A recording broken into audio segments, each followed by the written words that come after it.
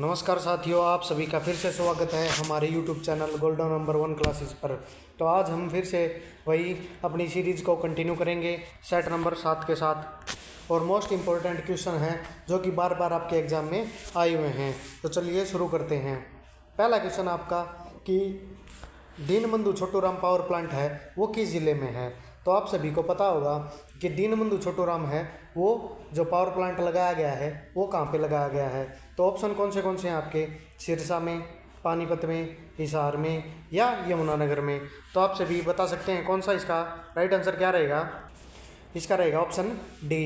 कौन सा? Option D, Yamunanagar. कौन सा रहेगा? यमुनानगर रहेगा। दीनबंधु छोटूराम पावर प्लांट है वो कहाँ पे है? वो है आपका यमुनानगर ज़िले में। इसकी डिटेल जान लेते हैं थोड़ी।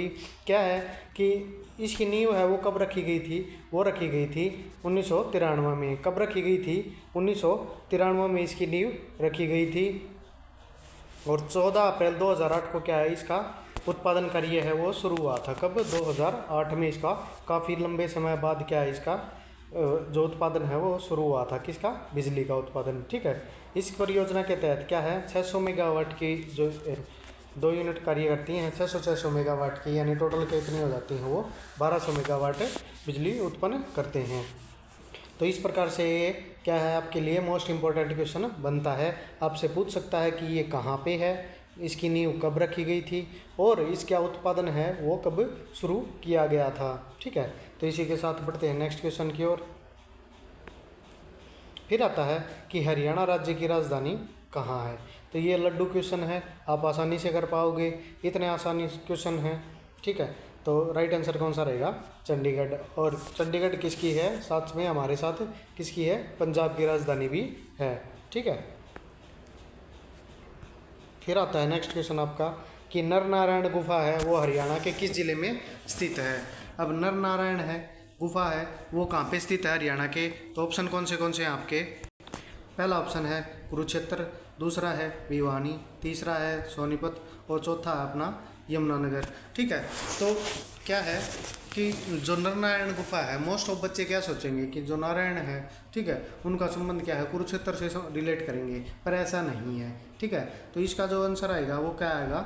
यमुनानगर आएगा। क्या आएगा? राइट आंसर यमुनानगर आएगा। ठीक है। तो नरनारायण गुफा है वो कहाँ पे है? वो यमुनानगर जिले में स्थित है। ठीक है। फिर आता है कि कौन सी नदी वर्षा ऋतु में राज्य के अम्बाला एवं कुरुक्षेत्र जिले में बाढ़ का मुख्य कारण बनती है भाई। ठीक है। अब हरियाणा जिले में क्या है सदाबहार नदी है। कौन सी है सदाबहार नदी? ठीक है। जिनमें क्या है मोस्ट ऑफ 12 महीने पानी रहता है। तो वो क्या है जो हमारी पूर्वी सीमा पर लगती है एकमात्र नदी कौन सी है? यमुना है। ठीक है। फिर आता है कि घग्गर भी क्या है एक मौसमी नदी माना जाता है उसको। ठीक है।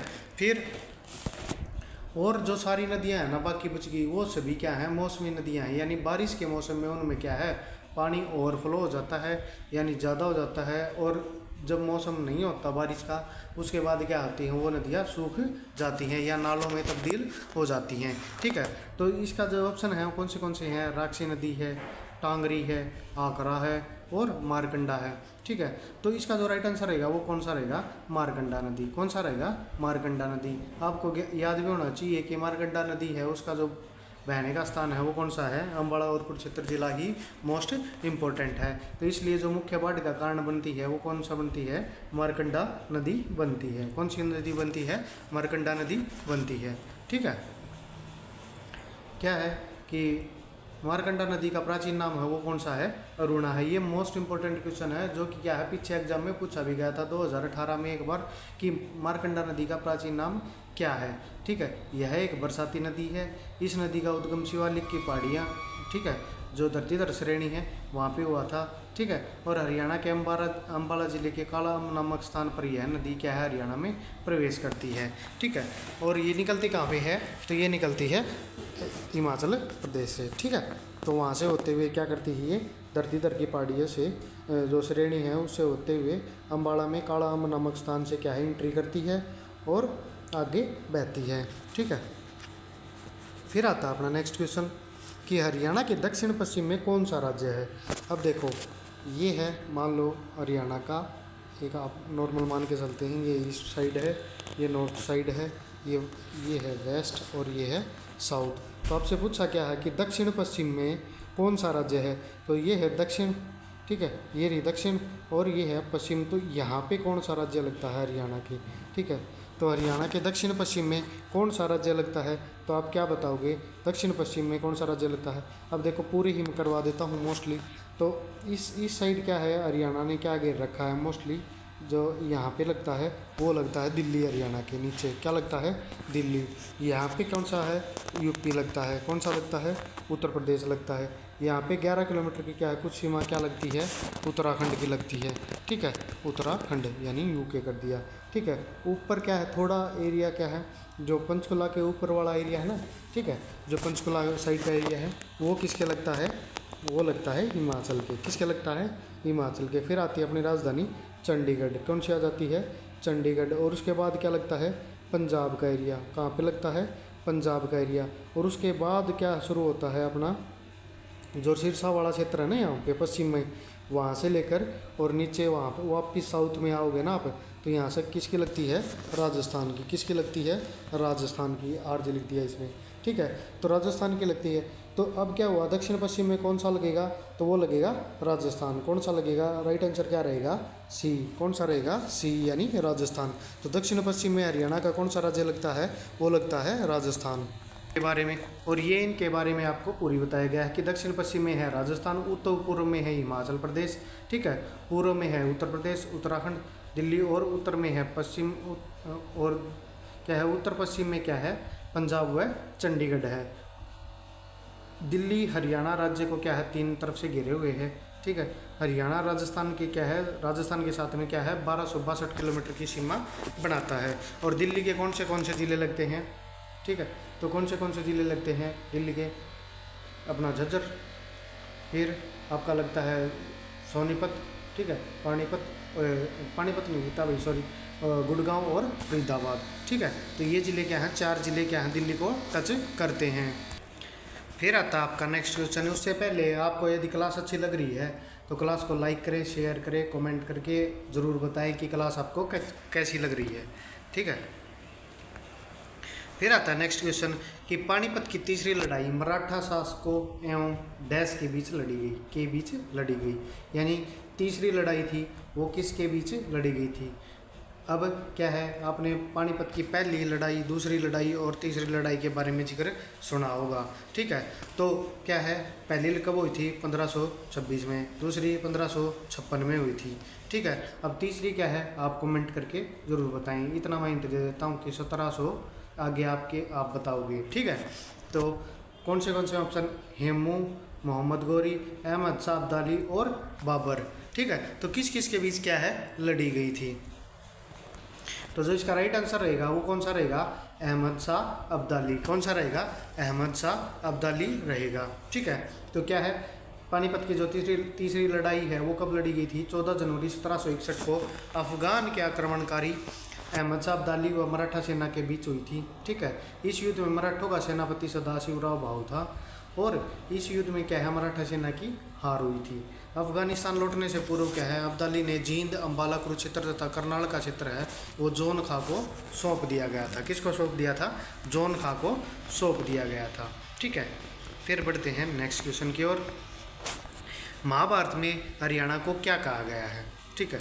अब महाभारत में हरियाणा को क्या कहा गया है, ऑप्शन कौन से हैं आपके, तो ए ऑप्शन है बहुधानक, जय संहिता, हरिधाम या कृषि धाम, ठीक है। तो राइट आंसर कौन सा रहेगा आपका, बहुधान्यक। कौन सा रहेगा, बहुधान्यक क्या है, हरियाणा, उसको महाभारत में हरियाणा को कहा गया है, क्या कहा गया है, बहुधान्यक, ठीक है। इसी के साथ क्या है कि जो जय संहिता है ये किसको बोला जाता है, महाभारत का ही नाम क्या है, जय संहिता भी महाभारत को कहा जाता है। अब हरियाणा की पारंपरिक वेशभूषा में फरगल क्या है, ठीक है। तो फरगल क्या है भाई, ये आपको पता भी होगा, ठीक है। तो ऑप्शन क्या है, बच्चों का टॉप, फुलकारी ओढ़नी, या शिशुओं की कमीज या कमीज, ठीक है। तो क्या है, इसका जो राइट आंसर रहेगा वो क्या रहेगा, बच्चों की टॉप या टोपी बोल सकते हो आप, टोपी बोल सकते हो इसको, क्या है, बच्चों की टोपी। अब ये क्या होती है, जैसे उसके क्या आपने देखा होगा छोटे छोटे बच्चों के क्या झालर लगा देते हैं, ठीक है, उस टाइप की, ये उस टाइप का होता है बच्चों को सर्दियों में पहनाने के लिए। अब देखो क्या है, प्रगल बच्चों को मुख्य रूप से सर्दी के मौसम में पहनाई जाने वाली क्या है, टोपी है, जिस पर क्या है रंग बिरंगी झालर बच्चों की कमर तक लटकती रहती हैं। ठीक है, यानी छोटे थे तब हमने भी पहनी होगी कभी, तो हमें याद नहीं है, और होगी तो कोई कमेंट करके ज़रूर बताए। निम्नलिखित में से कौन सा हरियाणा की महिलाओं का पारंपरिक परिधान है जो क्या है दुल्हन को विवाह के समय दिया जाता है। ठीक है, अब क्या है पारंपरिक परिधान है और दुल्हन को विवाह के समय दिया जाता है, तो कौन सा है भाई, गुमटी है, माड़िया है, लहरिया है या डीमच है। तो इसका जो राइट आंसर है वो क्या रहेगा, आप सभी कमेंट करके ज़रूर बताएं। जो राइट आंसर रहेगा वो क्या रहेगा, डीमच या डिमाच बोलते हैं इसको, क्या बोलते हैं, डिमाच। और इस बारे में लड़कियों को या महिलाओं को ज़्यादा पता होगा, क्योंकि मुझे इसका बारे में बिल्कुल नहीं पता है, तो मैं सिर्फ आपको इस पे इसका आंसर बता सकता हूँ। जो राइट आंसर है वो क्या है, डिमाच है। क्या है, डिमाच है। नेक्स्ट क्वेश्चन है आपका,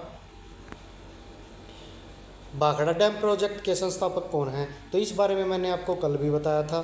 जो भाखड़ा डैम के प्रोजेक्ट के जो संस्थापक हैं या जन्मदाता हैं वो मैंने आपको कल भी बताया था। कौन से ऑप्शन आपके, चौधरी रणवीर सिंह हुड्डा है, भजनलाल है, चौधरी छोटू राम है या बंसीलाल है। तो राइट आंसर है वो क्या रहेगा, चौधरी छोटू राम है। इनको क्या है, भाखड़ा डैम का जन्मदाता भी माना जाता है। अब नेक्स्ट क्वेश्चन है कि 2020 में आयोजित 34वें सूरजकुंड जो मेला लगा था, ठीक है, हस्तशिल्प मेला था, ठीक है, तो उसमें क्या है थीम स्टेट कौन सा था और थीम कंट्री है वो कौन सी थी। तो ये मैंने क्वेश्चन शायद करवाया भी था अपनी सेकंड या फर्स्ट क्लास में, कि क्या था उसमें कि जो थीम स्टेट था वो कौन सा था, वो था हिमाचल प्रदेश, और जो थीम कंट्री थी वो कौन सी थी, उज्बेकिस्तान। कौन सी थी, उज्बेकिस्तान थी, और स्टेट कौन सा था, वो था हिमाचल प्रदेश। इस प्रकार के क्वेश्चन क्या है आप देखते होगे हर सेट में मैं एक दो क्वेश्चन करवाता हूँ, चाहे वो किसी डेटाबेस हो या फिर कोई मेले से रिलेटेड हो या कोई मीटिंग से रिलेटेड हो। तो इससे आप अंदाज़ा लगा सकते हो कि जो आपके आने वाले एग्ज़ाम हैं उनके लिए आप ये क्वेश्चन कितने महत्वपूर्ण रहते हैं, और इनसे रिलेटेड टॉपिक हैं वो आप ज़रूर करके जाएं। नेक्स्ट क्वेश्चन है कि flying training centre Haryana institute of civil aviation, ठीक है, HICA की स्थापना है वो कहाँ हुई है। तो ऑप्शन कौन से हैं, भिवानी है, गुड़गांव है, रोहतक है और पिंजौर है। तो जो ऑप्शन के हिसाब से जो राइट आंसर रहेगा वो कौन सा रहेगा, पिंजौर। ठीक है, कहाँ कहाँ की गई है, वो की गई है हिसार में, ठीक है, दूसरी कहाँ की गई है, करनाल में, ठीक है, और थर्ड कहाँ पे की गई है, पंचकुला में। ठीक है, पंचकुला में क्या आता है आपका, पिंजौर आता है। कहाँ तो कौन सा आता है, पिंजौर आता है। तो इसलिए जो फ्लाइंग ट्रेनिंग सेंटर है वो कहाँ कहाँ पे हैं, हिसार, करनाल और पंचकुला में स्थित हैं। कहाँ कहाँ पे हैं, हिसार, करनाल और पंचकुला में स्थित हैं। नेक्स्ट क्वेश्चन है आपका कि हरियाणा के खिलाड़ी हरविंदर सिंह किस खेल से संबंध रखते हैं। ठीक है, तो ऑप्शन आपके हॉकी से, आर्चरी से, शूटिंग से या डिस्क थ्रो से। ठीक है, तो राइट आंसर रहेगा वो कौन सा रहेगा, आर्चरी से, यानी तीरंदाजी से। किसे, तीरंदाजी से। ये क्या है, एक पैरा खिलाड़ी हैं। क्या है, पैरा खिलाड़ी हैं। ठीक है, और ये कहाँ के रहने वाले हैं हरियाणा में, तो ये हैं कैथल डिस्ट्रिक्ट के हैं। कौन से हैं, कैथल डिस्ट्रिक्ट से इनका क्या है, संबंध है। और ये क्या है, आर्चरी और तीरंदाजी के खिलाड़ी हैं। ठीक है, और कहाँ से, ये कैथल से हैं। और टोक्यो पैरा ओलंपिक हुआ था उसमें क्या है, इन्होंने मेडल जीता था। क्या जीता था, टोक्यो ओलंपिक में इन्होंने क्या है, मेडल जीता था। फिर आता है नेक्स्ट क्वेश्चन कि चिक्कारा प्रजनन केंद्र है वो हरियाणा में कहाँ पे स्थित है। ठीक है, तो ऑप्शन आपके हिसार में, मोरनी, पंचकुला, कैरू, भिवानी या पीपली में। तो राइट आंसर रहेगा वो कौन सा रहेगा, कैरू भिवानी में। भिवानी के ही एक गांव है कैरू, ठीक है, उसमें क्या है, चिकारा प्रजनन केंद्र खोला हुआ है, जहाँ पे क्या है, चिकारा का क्या होता है, प्रोडक्शन होता है। ठीक है, और क्या है इसमें कि भिवानी जिले के कैरो नामक स्थान पर है। और मोर व चिंकारा इकट्ठा दे देना आपको ऐसे, तो आप क्या बताओगे, झाबुआ रेवाड़ी में स्थित है। अकेला ये बोल दे आपको कि चिकारा प्रजनन केंद्र, तो आप बताओगे भिवानी। और मोर व चिकारा बोल दे तो आप क्या बताओगे, झाबुआ रेवाड़ी बताओगे। ठीक है, इन दोनों में कंफ्यूज मत होना भाई। फिर आता है कि हरियाणा में किस वर्ष को बालिका शिशु वर्ष घोषित किया गया। ठीक है, यानी कौन सा ऐसा वर्ष था जिसमें क्या है, बालिका शिशु वर्ष, यानी जो जन्म सुधार है, जन्म दर है, वो उनमें सुधार हुआ था। ठीक है, इसलिए उसको क्या नाम दिया गया, बालिका शिशु वर्ष दिया गया। कौन सा, 2016, 2006, 1994 या 2014। तो जो राइट आंसर है वो क्या रहेगा, वो रहेगा आपका 2006। कौन सा रहेगा, 2006 रहेगा।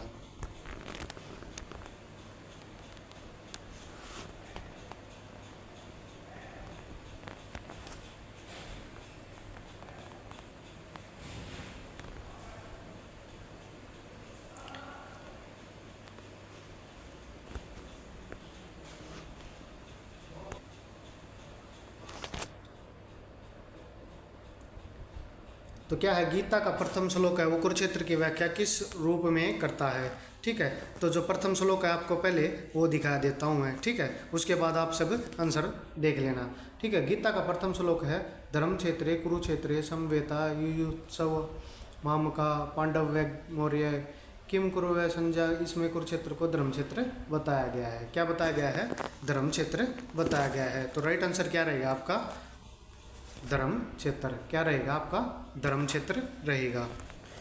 अब क्या है कि हरियाणवी लोग होती हैं। ठीक है, हम जिसे बोली में हमारी जो मातृ बोली बोलते हैं हम, ठीक है, हरियाणवी बोली बोलते हैं, तो उसमें क्या है, कई बार बोला जाता है कि तावड़े से बावड़ा।